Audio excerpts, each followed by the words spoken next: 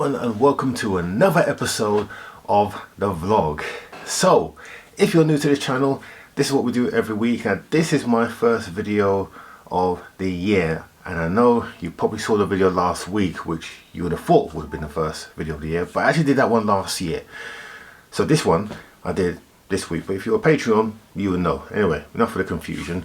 We're back on the TTS, and set myself a goal to get this car up and running, engine running, by the end of this month. And the end of this month being the end of January, because I am going on holiday for a week in January, and don't worry, you will still continue to get content while I'm away.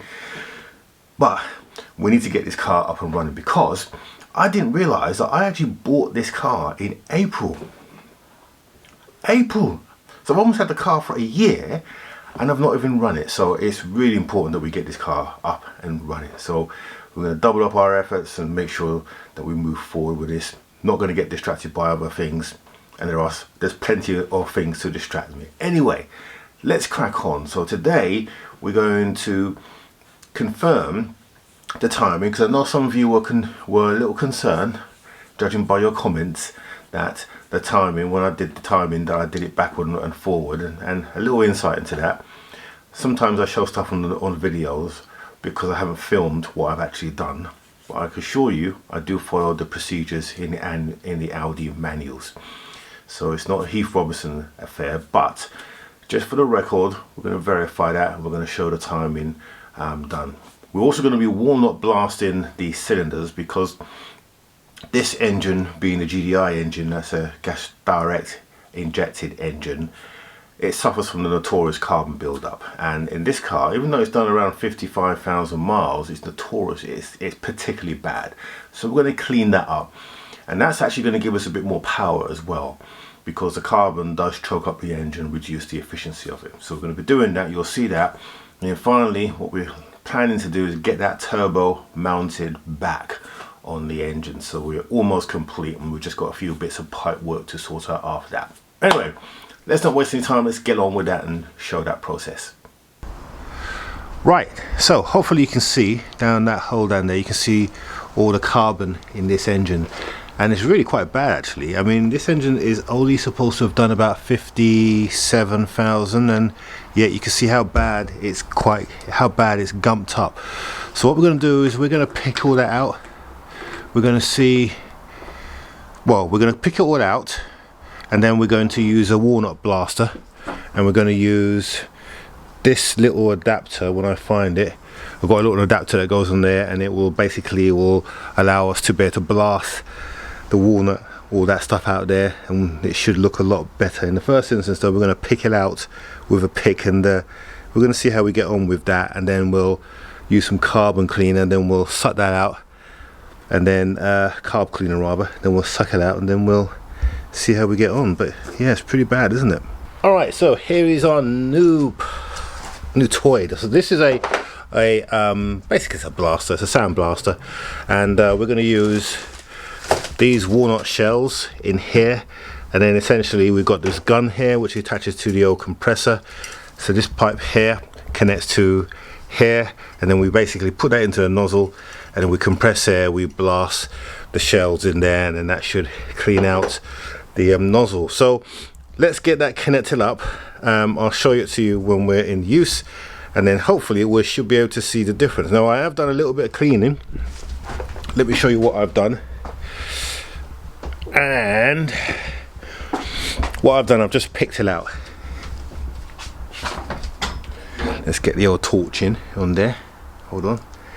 So we've picked out now, and as you can see, hopefully you can see that, we have, let's try and get a torch in there, we've taken out a lot of the loose debris. We've picked it out with a pick, so one of these here, and now this is the bit that we'll put over. So essentially this fits over the entrance like that.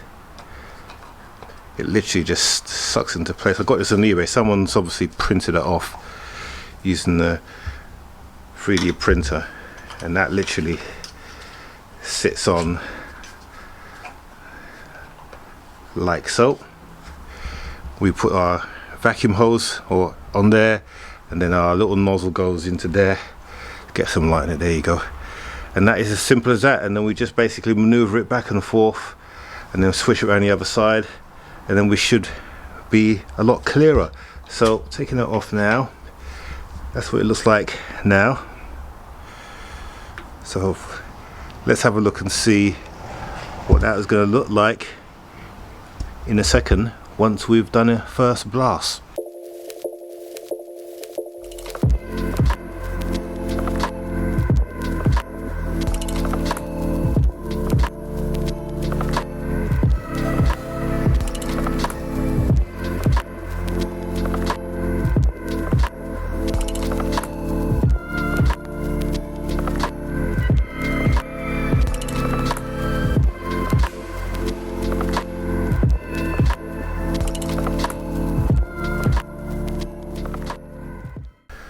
Right, so let's take a look at the results. So this is the one that I've cleaned.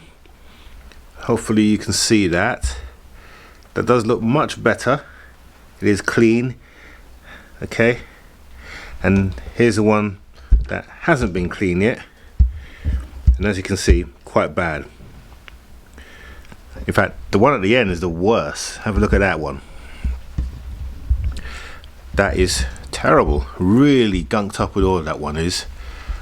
And I think that's because it's nearest the PCV valve, which is where the oil comes in. If you're wondering why these get so carboned up, it's because of the emission laws. Basically, in the old days, you used to vent the emissions that came out of the head unit here, which is like our oil in the top. They used to just vent to air, and so in some cases you used to have like a little air filter in place.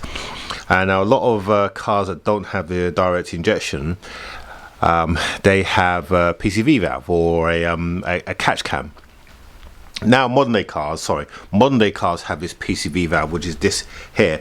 What it does, it vents the oil and it puts it back into the combustion chamber, and that goopy mess you can see there is the result. So the oil basically goes into there and it collects on the valves, and after a while, after about 70 or 80k, that's what you get left.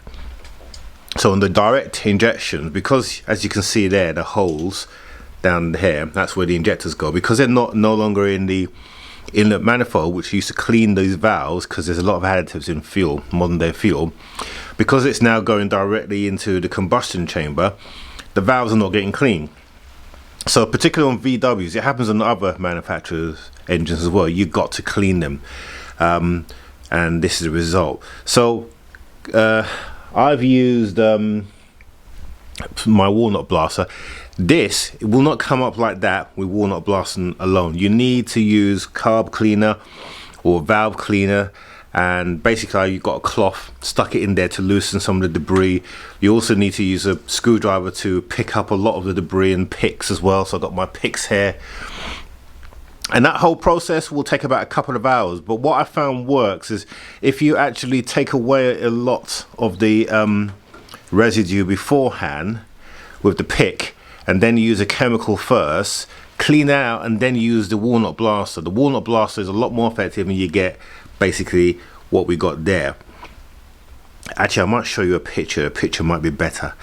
Okay, so I'm going to do that to the rest of these cylinders now, and then I'll show you the results at the end, particularly that one at the end, which is really bad. It is, like I said, it's the worst because it's just thick with oil. Right, let's get that done. 1 hour later. Okay, that is it. All of the valves are now being cleaned. Now, we could have done them slightly better, but from what they looked like before, these are really, really good, and they've come up well. Very pleased with it. It's taken about 45 minutes per pair to do, and that is soaking twice with some carb cleaner, agitating it with the brushes I use. They weren't brass brushes, they were just standard, these brushes here, these are standard like plastic bristles. And then shooting it with the Walnut blasting media kit. Now the kit that I used was about 3 kilos, so it's come out really well, and I'm very pleased with that. So this car is going to live on for quite some time. All right, let's finish that now. And what we're going to do is we're going to get the turbo connected to the back of the engine, and we're going to start reassembling this thing and getting this back into the car, because at the moment I'm working in a right mess. Look at that. It's terrible. It's not good. Okay, so we're going to do that. But first of all, I know that a lot of you were complaining about the way that I did the cam belt. So I'm going to check the cam belt, and I'm going to show you doing a rotation just to show you that the cam belt is correctly set up. Yes, you should do it clockwise, and I did do it clockwise. I don't know why I showed it on the camera, me doing it anti-clockwise, but for the haters out there, we're going to show you that it is lined up, and then we're going to continue with the assembly. Okay, so hopefully you can see that mark right there. So I put a torch there, but there's the inner mark there. Okay, so we are literally at TDC over there, and then at the top here you can see that we are aligned there. Well, I'm hoping that you can see this because I know it's really hard with the camera, but there's our two marks. Okay, so now we're going to just do our rotation.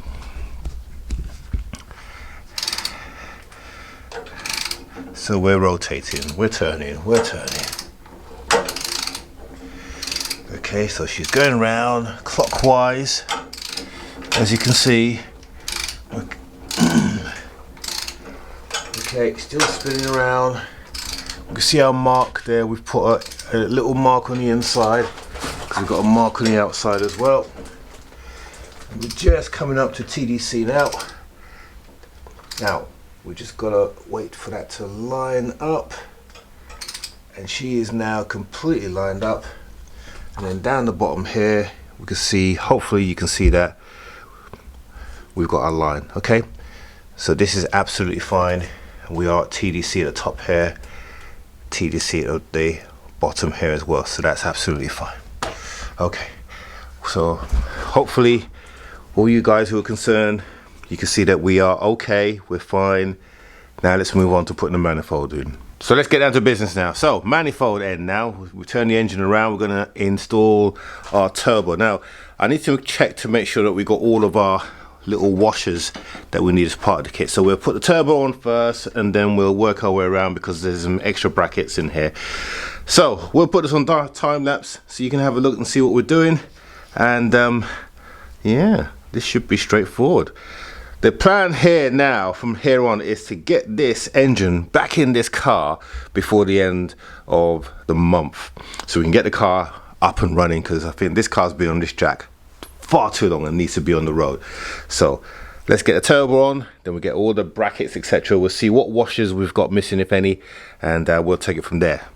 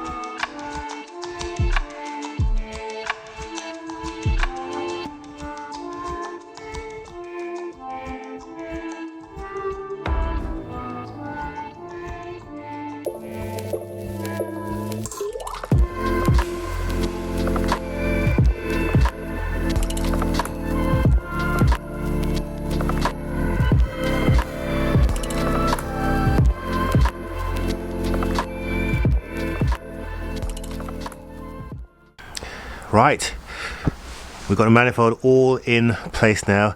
Now this took me a good couple of hours to do, because there's, see this bolt here? Well, there's one hidden underneath there, and there's two behind here, and to get to those, complete nightmare. Had to do them by hand, literally a weird angle, and it just took forever to do. But they're done now, and that's backed in, all torqued up.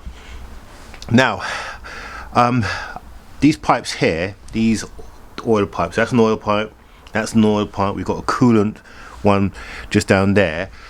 I need to get new washers for those. So what I've done, I've ordered a gasket kit for the turbo, and that will allow us to be able to put these on properly, because these gaskets are one-use gaskets, and so if you use them again, they are guaranteed to leak, and we don't want that to leak because we've just changed this engine and all the gaskets to make sure that we have a good engine when we put this back in place for the new owner. So we'll get that done. That will be arriving here sometime this week. Now, I want to address something that I've noticed in the comments. Now, when I changed the cam belt on here, a lot of you were saying, Paul, why didn't you change all the idler gears as well? Makes sense to do that. And you're absolutely right. It does make sense to do that. Now, the reason why I didn't do that was because when I took the water pump out, it was the one that was in there was literally brand new. So it had been serviced. Basically, this car has had a water pump, and the idler gear and the little gears had been changed as well. They're all new, and you can tell that they're new because they look new and they're stiff. The ones I took off from that block over there in the corner there, they were all loose, and you can feel the bearings in there had worn. These ones were all nice and tight. That's the reason why I didn't do it. So it wasn't a case of we were trying to save money. It wasn't a bodge job. Just didn't make sense doing that at that time. Although it does beg a question, why didn't they change the cam belt when they changed the water pump? Because they put the old cam belt back on this engine. That doesn't make sense. But that's the reason why there were marks on the actual flywheel. Not the flywheel, the cam pulley down this side. That's why there were marks on there, because they had obviously taken the cam belt off to change the water pump and then put the cam belt back on. So that's the reason why we didn't do it. Normally I would have done the kit thing, but we didn't. But we are changing the gaskets on here, as you can see. And now we could have put old gaskets on, but we're not. We're putting fresh gaskets on there. Okay, so just want to alleviate that fact. Okay, so until we get the rest of the other bits, the other gaskets and the washers for the union lines, we kind of come to a natural stop in this. But we'll get that next week, and then this engine will get into the car and get all the other pipe work, etc., all sorted. So we're making some fine progress, and in the next couple of weeks we should get this car back up and running for its first start. Okay, so we are in a good place. So we've got the turbo back on, we've cleaned out the inlet valves and the inlet chambers, so the car is in a much better place. And we are putting new gaskets for everything that we replace, which, good point, all the oil lines that you saw and the oil return and the coolant that go into the turbo, I am going to replace all the little seals, because according to the manual you should replace them because they will just leak. No matter how tight you tighten them, they will leak. So we're replacing them all. I've got them all ordered, and they should be arriving hopefully this week, so we can fit them in the next episode. Now, I don't know about you, but I've noticed that parts now, I normally get most of my bits and pieces from eBay, but there's this trend that I've seen at the moment that new parts, when you put the part number in, they are almost double the price that they are if you go to the main dealers or part companies that actually specialize in them. For example, the seals that I've ordered for the turbo sort of refresh kit that you get, I paid around £25 for all the bits and pieces, and there's quite a few valves. On eBay, just for one of the washers, they were charging something like £5, and I need 8. So do the maths. Plus I got a new gasket for the turbo exhaust manifold.